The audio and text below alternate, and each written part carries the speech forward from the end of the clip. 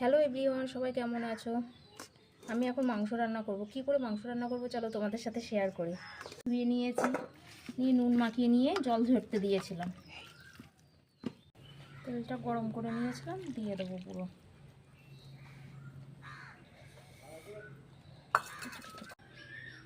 হলুদ দিলাম,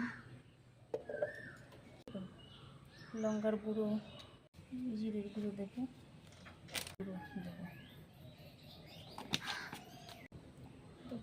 চিনি,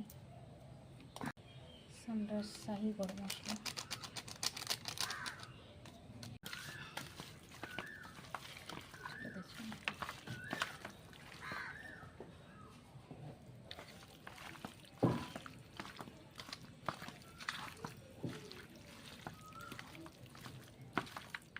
কড়াই তেল দিয়েছি, আলুগুলো ভেজে নেব। একটু নুন আর একটু হলুদ দিয়ে আলুগুলো একটু ভেজে নেব। ভেজে তুলে নিয়েছি।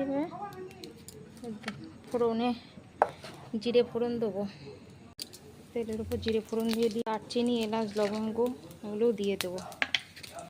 পেঁয়াজ দিয়ে নেড়ে চেড়ে নেবো। পেঁয়াজগুলো একটু লাল লাল করে ভেজে নেবো। তেজপাতা, রসুন বাটা দিয়ে দিয়েছি। পেঁয়াজগুলো একটু লাল লাল হয়ে গেছে।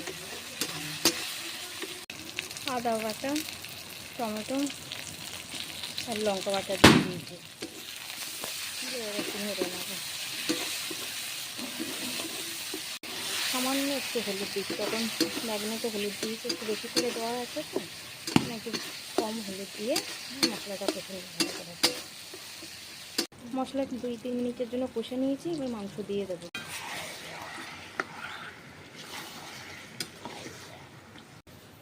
ভেজে রাখা আলুগুলোও দিয়ে দেবো, আর একটু লঙ্কার গুঁড়ো দিয়েছি।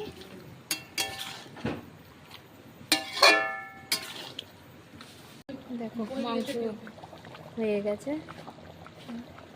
নামিয়ে দেবো।